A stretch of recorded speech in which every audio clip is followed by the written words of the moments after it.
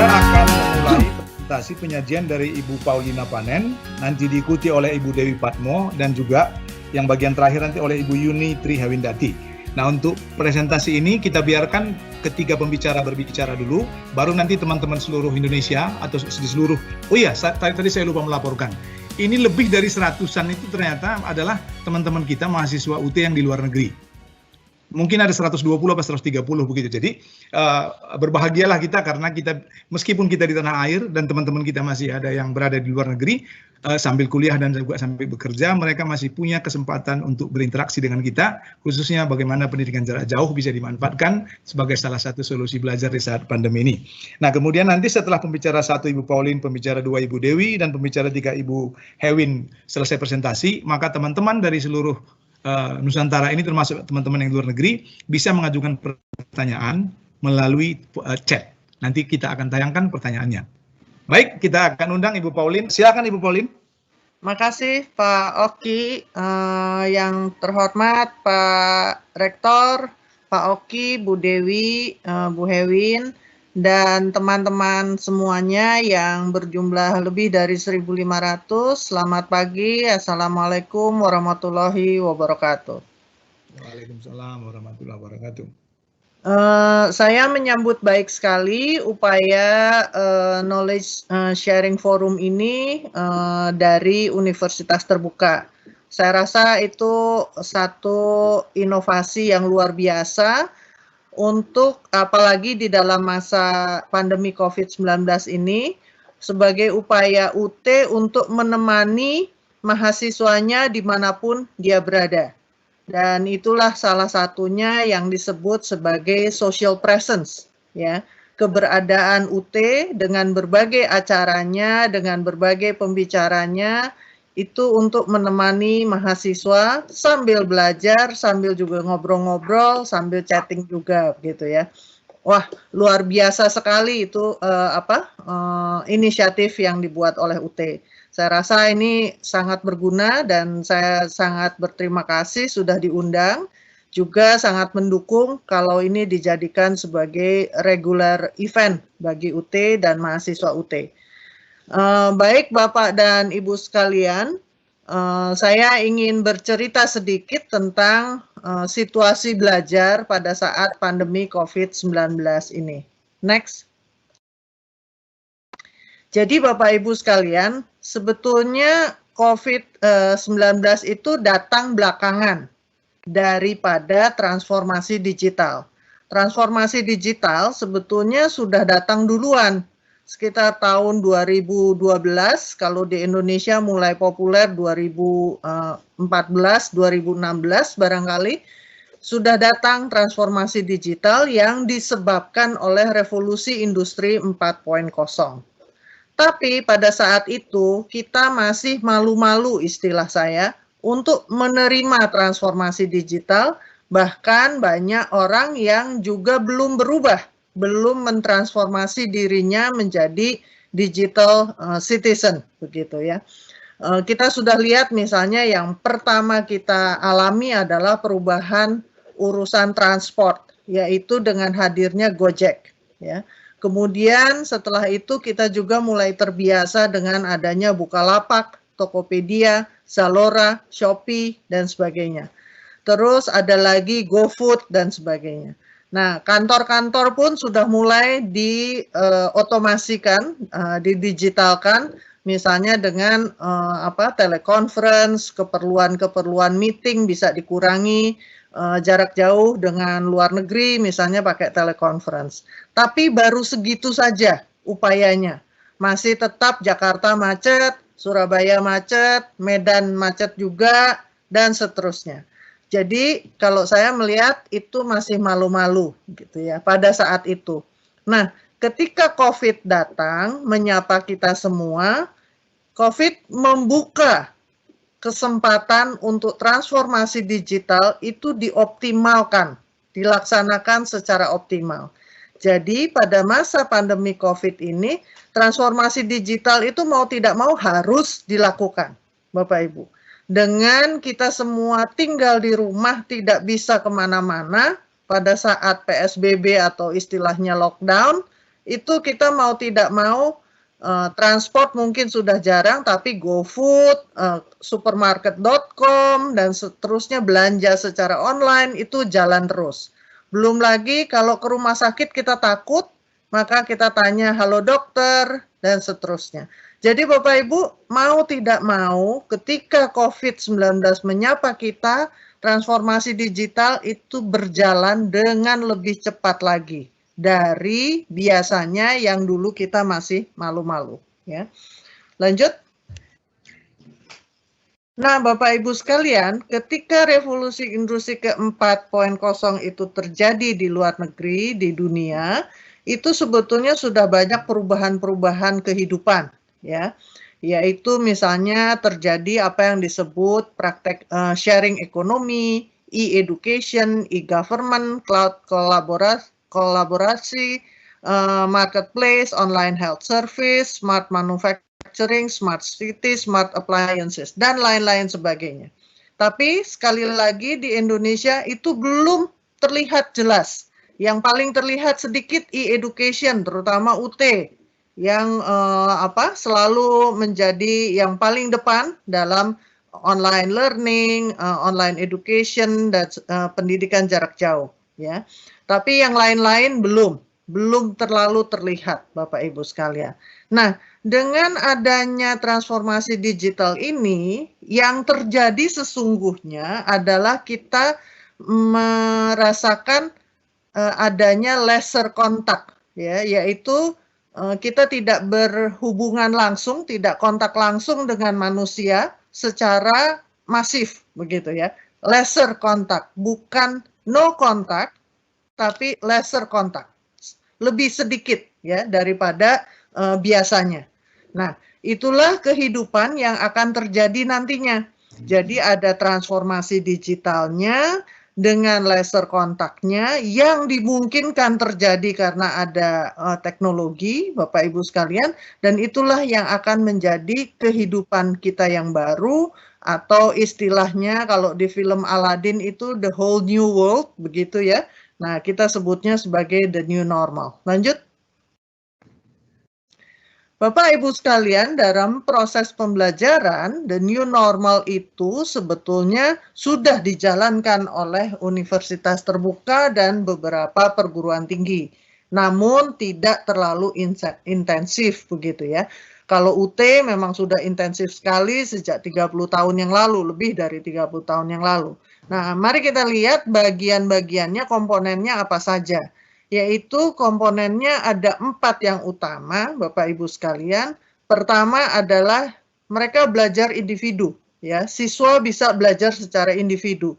Ini yang dikenal dengan istilah belajar mandiri kalau di UT. Nah, kemudian ada personalized online learning. Ini bisa mandiri, bisa juga bareng-bareng dengan teman-teman, ya, tapi ada online learningnya. Lalu ada teacher-led small group instruction. Ini bisa tatap muka menjadi tutorial di UT, atau juga bisa virtual, yaitu yang dikenal dengan nama TUWeb ya, kalau nggak salah. Nah, kemudian ada juga belajar kelompok. Belajar kelompok bisa mandiri, bisa juga dibimbing oleh tutornya ya. Jadi itulah yang terjadi kira-kira di dalam new normal sebuah pembelajaran. Semuanya terhubungkan oleh jaringan dan terbantukan oleh teknologi. Lanjut. Ada beberapa prinsip, ada 7 prinsip yang saya perhatikan dari new normal pembelajaran, ya, yang terjadi setelah masa COVID-19 didukung oleh terjadinya transformasi digital. Yang pertama, learning is open. Universitas terbuka sudah menerapkan ini. Apa artinya learning is open? Adalah terbuka terhadap berbagai sumber belajar. Jadi tidak hanya kepada satu dosen, satu guru saja, tapi terbuka berbagai sumber belajar. Kemudian learning is social. Apa artinya? Belajar itu adalah sebuah kegiatan sosial. Oleh sebab itu ada belajar kolaborasi, belajar kelompok, dan ada juga belajar yang small group.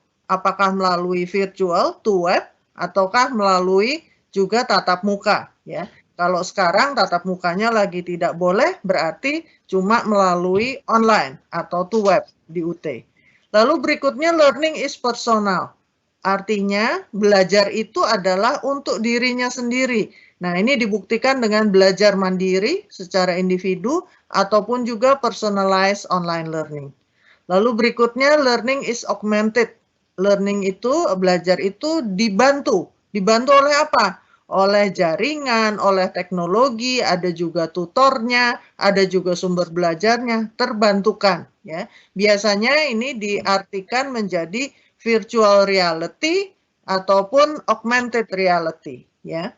Lalu berikutnya learning is multi-represented. Nah, ini barangkali yang perlu kita hayati bersama, bahwa hasil belajar itu katanya tidak cuma dalam bentuk hasil ujian atau tes saja, tetapi juga bisa dalam bentuk produk, dalam bentuk literatur review, dalam bentuk penelitian, dan beragam bentuk lainnya. Ya, tidak hanya angka atau nilai dari tes akhir atau tes tengah semester saja.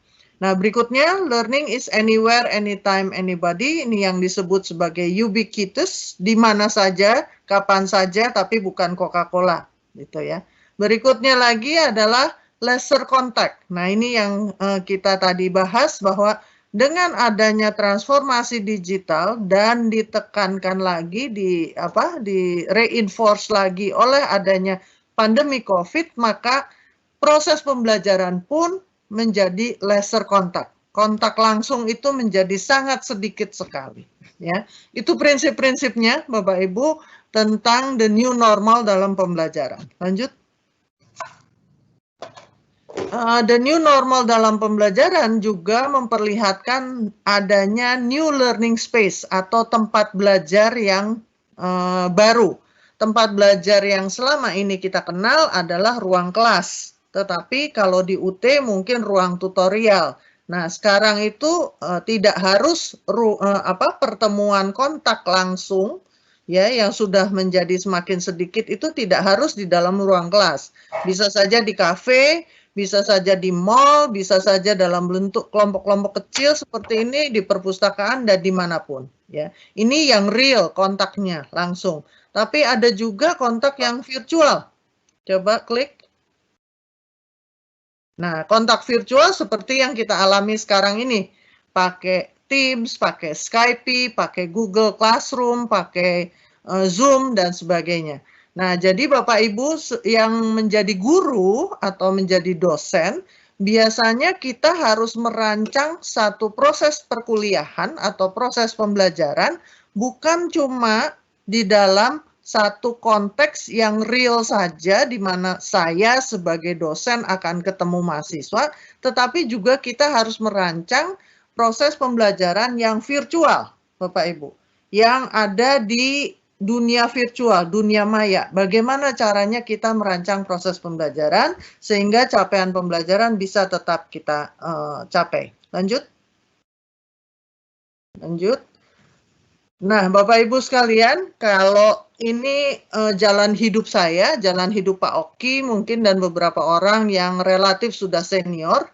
Dulu usia 5 tahun kita main begitu ya, terus kemudian sekitar 20 tahunan kita belajar dari TK sampai kuliah, setelah selesai baru punya kerjaan. Nah, sekarang kita sudah menghadapi, klik lagi,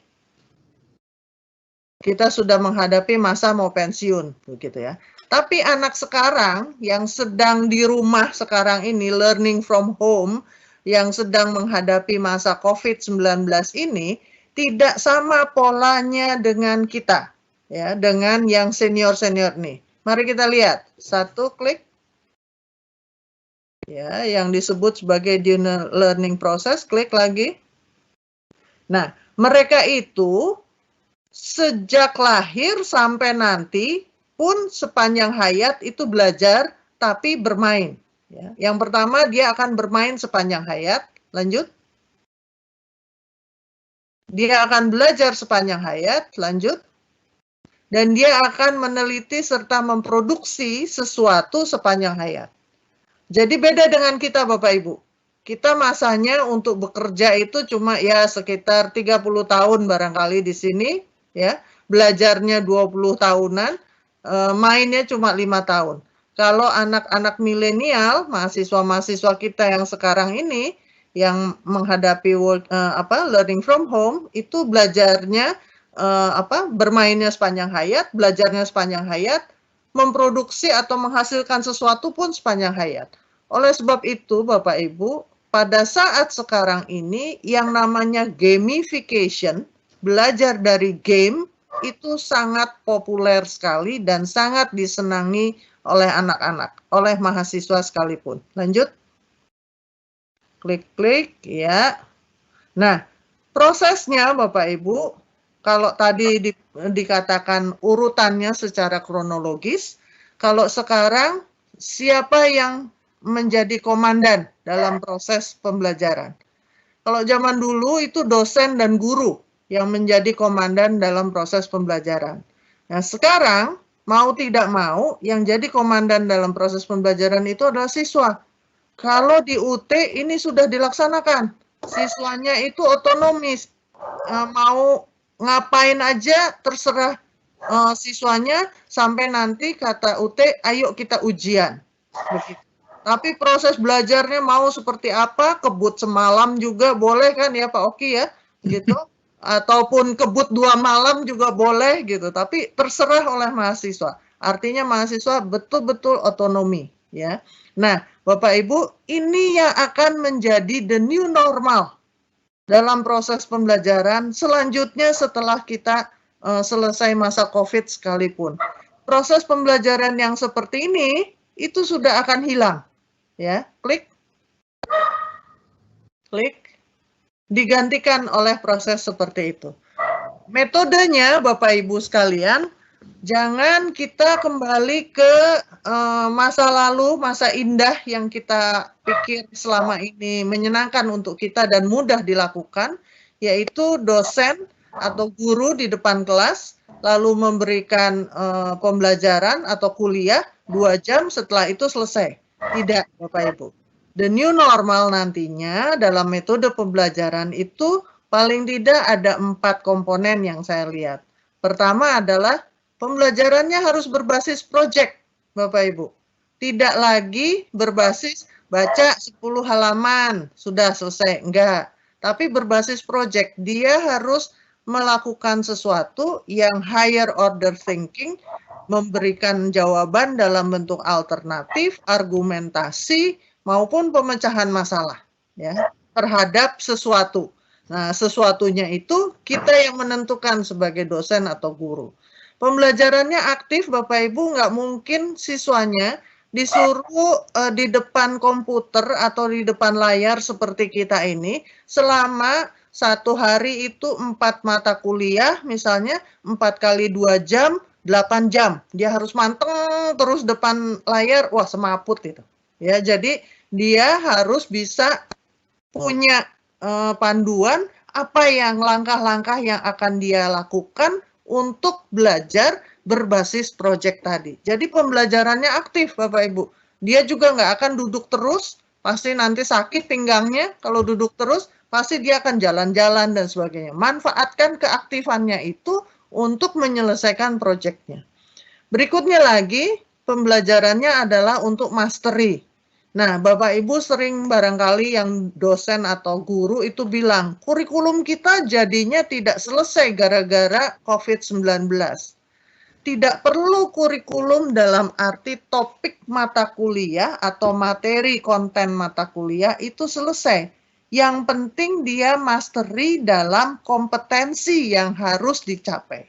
Jadi bukan materinya, ya materi bisa dia cari di internet dan sebagainya. Tapi mastery dari keterampilan, dari kompetensi yang harus dicapai.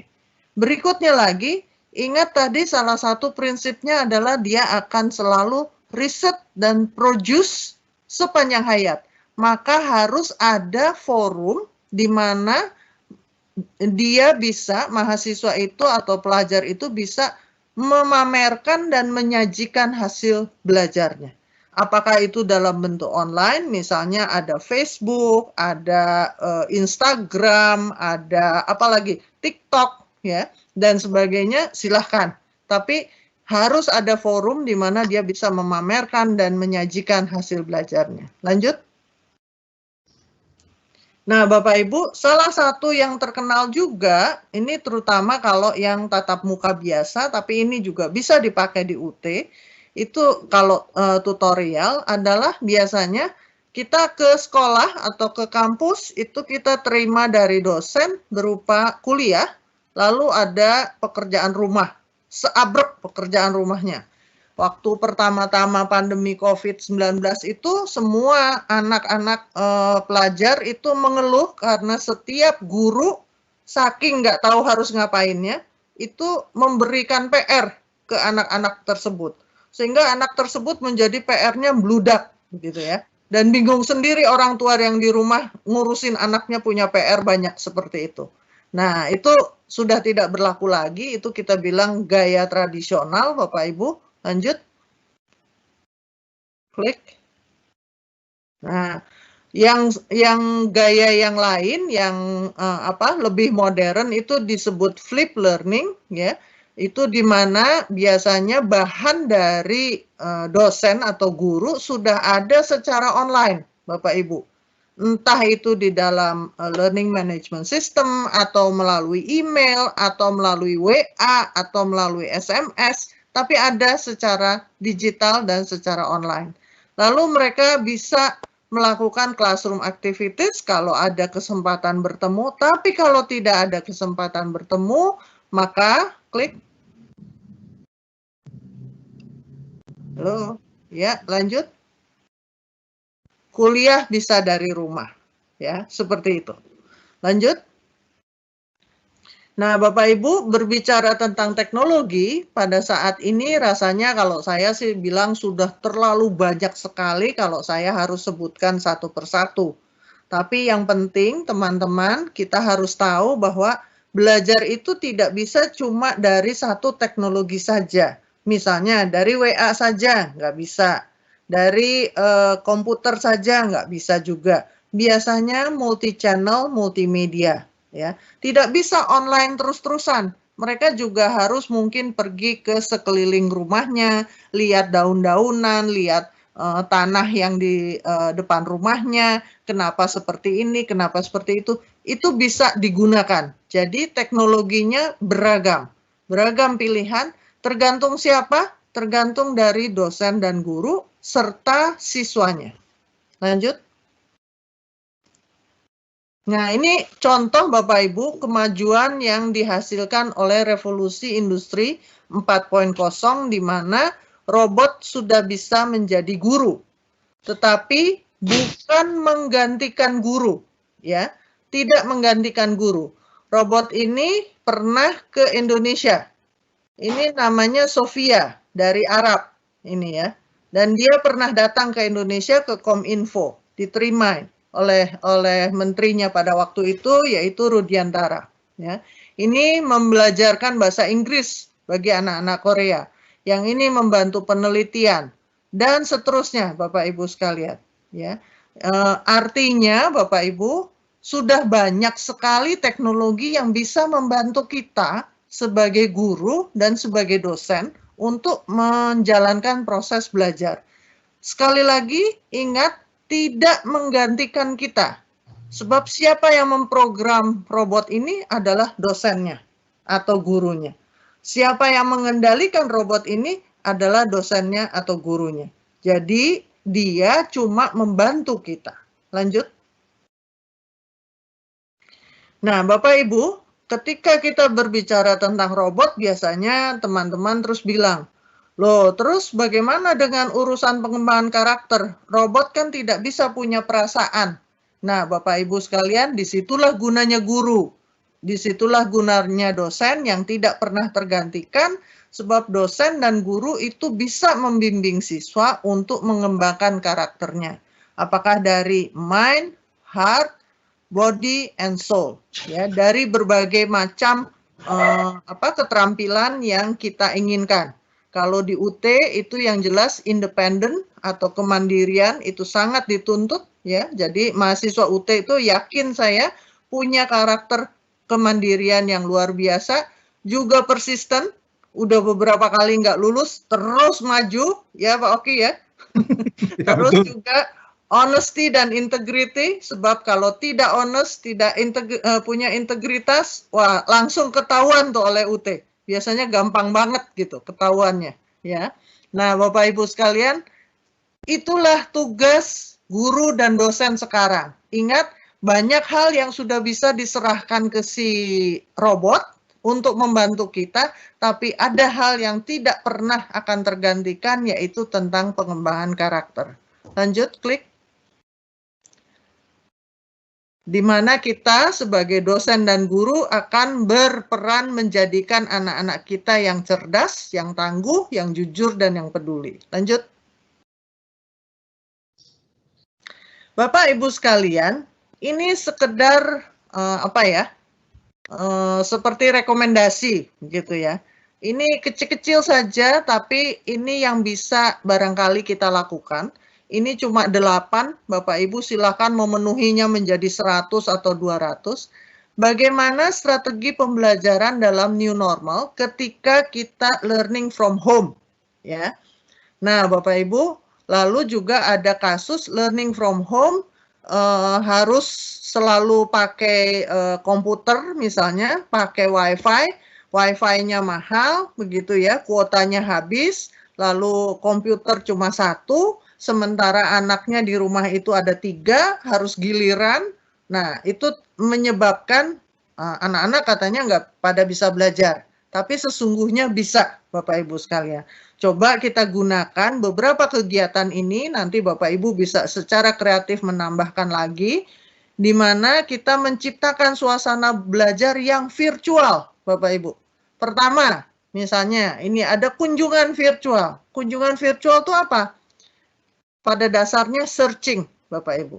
Ada museum virtual, ada pusat riset virtual, ada art and science center virtual, ada perpustakaan virtual, ada juga website organisasi. Bisa saja kita minta kepada mahasiswa atau anak-anak kita untuk melakukan kunjungan secara virtual. Nah, pada saat itu tidak perlu kita awasi, tetapi kita buatkan LKS, lembar kerja siswanya seperti apa. Atau kita minta mereka mereview. Nah, mereview ini belum tentu harus pakai komputer atau pakai wifi. Ada program TV, ada program radio. Kalau yang program TV belum masuk di daerah 3T misalnya, pakai radio nggak apa-apa. Ada video atau film, ada game daring atau game yang biasa, ada buku, ada berita digital, ada praktek keseharian. Dia harus mereview. Misalnya saja, kenapa ibunya masih memakai tungku dari kayu ya untuk memasak, bukan kompor minyak tanah, misalnya seperti itu, atau kompor gas. Nah, itu merupakan satu bahan review yang luar biasa untuk anak-anak kita, termasuk juga untuk mahasiswa.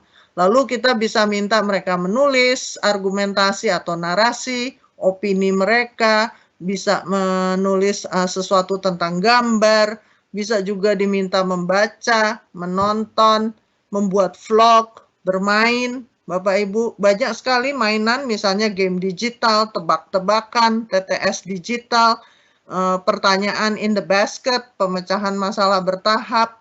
Lalu mereka juga memproduksi sesuatu, penelitian kecil, poster, foto, portfolio, dan sebagainya.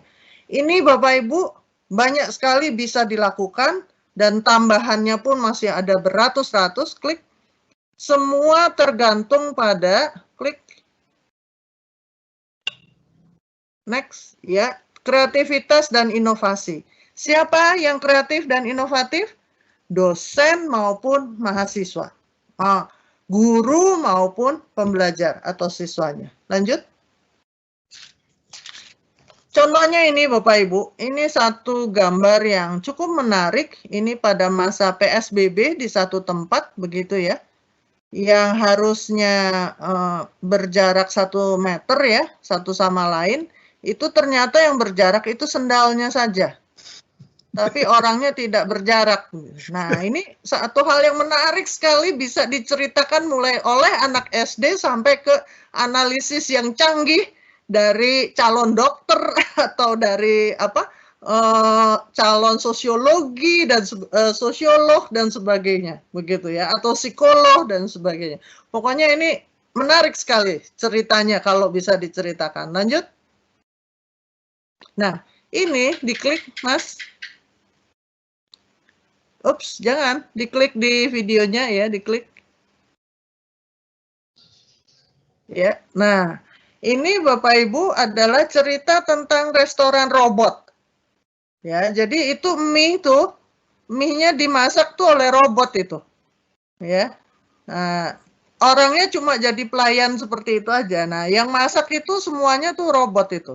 Masukin tahunya, masukin telurnya, masukin segalanya. Bapak Ibu, kalau dari sisi ekonomi, mahasiswa yang duduk di Fakultas Ekonomi, ini bisa langsung menganalisis cerita tentang ban berjalan yang sudah tidak berlaku lagi, lalu analisis ekonominya seperti apa dari sisi tenaga kerja dan sebagainya. Ya, tapi yang dari marketing mungkin bisa menganalisis dari sisi lain lagi, bagaimana kepuasan pelanggan dengan cepat, dengan mudah dan sebagainya. Nah, itu sesuatu yang bisa dibuat oleh mahasiswa dan juga anak-anak sekolah. Dan ini saya dapat dari YouTube, ya, dari Google. Jadi ini free saja. Silahkan lanjut. Nah, ini UT Bapak Ibu. Bagi mahasiswa Bapak Ibu ini sudah biasa melihat yang seperti ini dengan berbagai ragam bantuannya yang mengintegrasikan teknologi semuanya. Ada LMS, klik. Ada UT TV, klik lagi. Ada perpustakaan digital, klik lagi. Ada pendaftaran pakai online, ada UT radio, ada Promes, dan sebagainya. Ada Tuweb, dan lain-lain. Bapak Ibu, UT itu merupakan satu-satunya yang fully equipped dengan berbagai teknologi pembelajaran di Indonesia saat ini. Ya, perguruan tinggi lain belum ada yang selengkap UT. Nah, tapi kan UT tidak bisa diam saja. Ya, UT harus terus menjadi frontier dan pionir untuk memajukan teknologi pembelajaran di Indonesia. Lanjut. Ini kita lihat misalnya ada repositori, ada arsiparis juga, ada bahan macam-macam yang Bapak Ibu bisa gunakan mahasiswa ataupun yang anak-anak SD, SMP, SMA tadi ketika kita mengunjungi web organisasi misalnya dia bisa diminta untuk membuat review, membuat vlognya dan seterusnya. Lanjut. Lanjut. Di lain sisi, Bapak Ibu, tidak cuma UT, sumber itu banyak sekali. Microsoft misalnya punya yang namanya Microsoft Innovative Educator, ya. Ada domainnya di website Microsoft. Bapak Ibu bisa lihat di situ banyak sekali proses-proses tips-tips untuk pembelajaran, permainan dan sebagainya. Lalu ada juga yang dibuat oleh teman saya, Gernas Tastaka. Ini adalah khusus untuk matematika, ya, bagaimana cara mengajarkan matematika agar anak-anak itu senang matematika. Anak-anak kecil yang biasanya menyebut matematika sebagai mati-matian, begitu ya. Lalu berikutnya ada juga dari British Council dan ada banyak dari perguruan tinggi. Ini dari UPI, ada juga dari YouTube. Ini misalnya belajar kimia. Jadi Bapak Ibu, sebetulnya sumber belajar itu sudah banyak sekali, cuma sekarang kita bagaimana menyusunnya menjadi satu kegiatan belajar yang tadi saya contohkan ada 8, mereview, bikin vlog, buat penelitian kecil dan seterusnya, yang Bapak Ibu sendiri bisa melebarkan, meluaskan lagi menjadi ribuan strategi pembelajaran yang menarik untuk anak-anak kita dengan tidak berfokus kepada teknologinya, Bapak Ibu. Yang penting adalah belajarnya, bukan teknologinya. Teknologi itu cuma membantu kita, Bapak Ibu, untuk proses belajar itu bisa terjadi. Jadi jangan terlalu bergantung pada teknologi, walaupun dengan COVID-19 ini kita menjadi relatif banyak betul urusannya dengan teknologi tersebut. Ya Bapak Ibu. Oke, lanjut. Nah, barangkali sampai situ saja Bapak Ibu dari saya. Mudah-mudahan bisa memacu diskusi kita dan juga bisa bermanfaat untuk Bapak Ibu sekalian di dalam maupun di luar negeri. Bagi teman-teman yang di luar negeri, tolong bisa kirim-kirim yang lucu-lucu dari luar negeri untuk bantu teman-teman kita di Indonesia, adik-adik yang sekolah, adik-adik yang lagi jenuh di rumah, dan guru-guru supaya bisa lebih inovatif dan kreatif lagi. Terima kasih Pak Oki, selamat pagi. Iya, terima kasih Bu Pauline. Saya tidak berani memotong tadi, bukan karena kita teman gitu, enggak, karena saya baru tahu kalau ada ilmu kayak begini, jadi saya biarin aja, udah lewat sebenarnya waktunya Bu. Waduh, kalau gitu dipotong aja tadi. Janganlah, soalnya Maaf menarik. ya. Nggak apa-apa. Tapi pada dasarnya ada yang tadi Bu Pauline terakhir ini bagus sama yang di tengah, bahwa jangan terlalu fokus pada teknologinya, tapi pada prosesnya, meskipun pada saat ini kita agak banyak tergantung kepada teknologi. Nah, ternyata itu setelah saya pikir tadi dua kata kunci Bu Pauline, yaitu tentang kreativitas dan inovasi, itu kan modalnya itu kan ada di kepala kita sama ada di hati kita. Betul. Jadi menurut saya, itu pelajaran baik, pelajaran bagus, padahal saya perasaan cuma 2 bulan lebih nggak ketemu kok, ilmu saya udah ketinggalan banyak ya. Nah, ini pertanda baik buat teman-teman seluruh tanah air, juga teman-teman mahasiswa UT yang di luar negeri, bisa mendapatkan manfaat yang luar biasa dari kegiatan kita ini. Dan ini adalah tadi istilahnya Bu Pauline, social presence-nya kita meskipun kita lesser contact. Baik, terima kasih Bu Pauline.